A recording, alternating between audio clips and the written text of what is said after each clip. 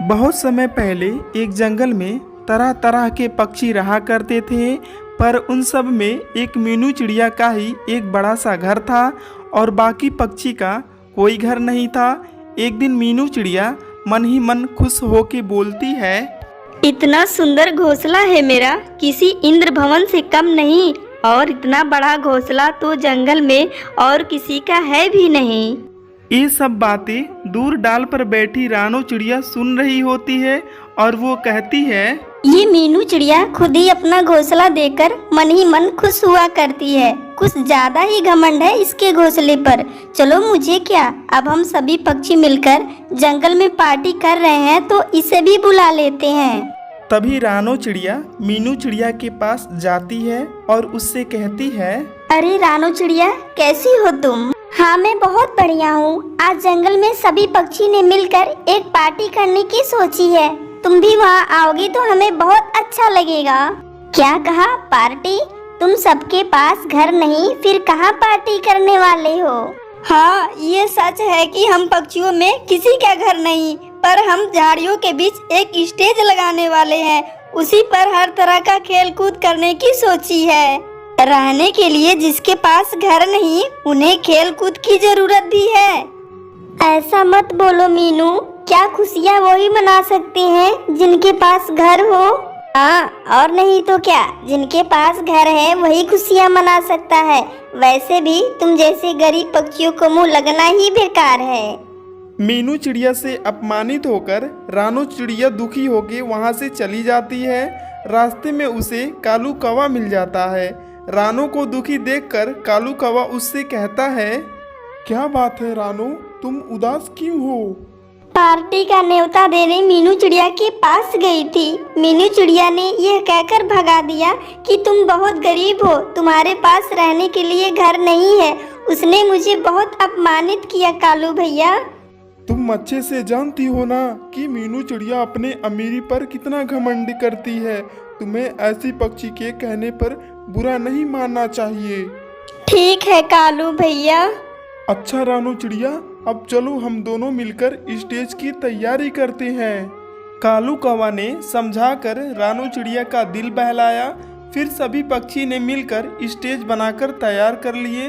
तभी बंटी कबूतर ने बोला, देखो हम सब बनाया स्टेज कितना सुंदर लग रहा है।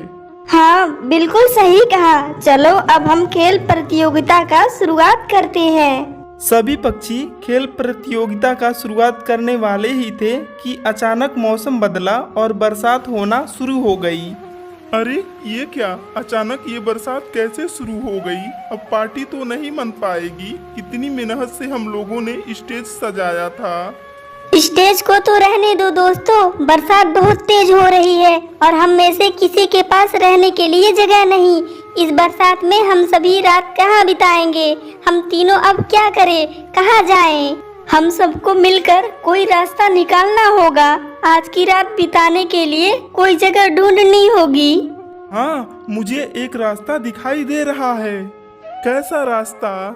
इस पूरे जंगल में सबसे बड़ा घर मीनू चिड़िया का है। वो मेरी बहुत अच्छी दोस्त है।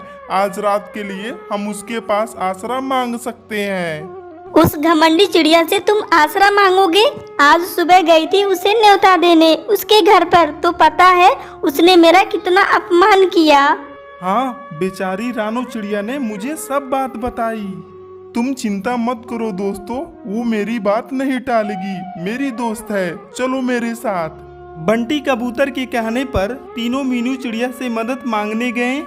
मीनू दरवाजा खोलो। दरवाजे पर कौन है? मैं हूँ बंटी और मेरे दो दोस्त। मीनू चिड़िया ने दरवाजा खोला। तुम सब इकट्ठा यहाँ पर क्यों आए हो? क्या हुआ? आज तो तुम सबकी पार्टी थी ना। तुम्हारे लटके चेहरे देखकर लगता है पार्टी रुक गई है। हाँ दोस्त, बरसात की वजह से हमारी पार्टी थम गई। तुम मुझसे क्या चाहते हो? आज रात के लिए हम सबको अपने घर पर आसरा दे दो। सुबह होते ही हम चले जाएंगे। मैं तुम्हें तो यहाँ रुकने दे सकती हूँ, लेकिन बाकी इन दोनों को नहीं। ठीक है फिर, जब तुम मेरे कहने पर इन्हें एक रात के लिए अपने घर पर नहीं रुकने दे सकती तो मैं भी नहीं रुक सकता। चलो दोस्तों, हम कहीं पेड़ की खाल में एक रात काट लेंगे। तीनों ने उदास होकर वहां से चले गए।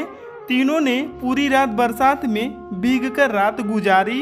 हम सब मिलकर अपने लिए एक लकड़ी का घर बनाते हैं। लेकिन रानो, हम लकड़ी का घर बनाएंगे कैसे?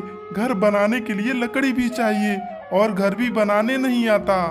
तुम दोनों बस लकड़ियाँ लेके आओ, मैं उससे एक सुंदर सा घर बनाऊंगी।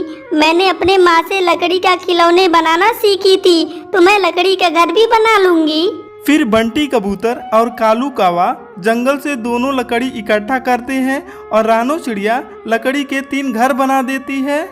वाह रानो, तुमने तो अपना घर बनाने के साथ साथ हमारा भी घर बना दिया। तुम्हारा बहुत बहुत शुक्रिया। फिर तीनों लकड़ी के बनाए घर में खुशी खुशी रहने लगते हैं।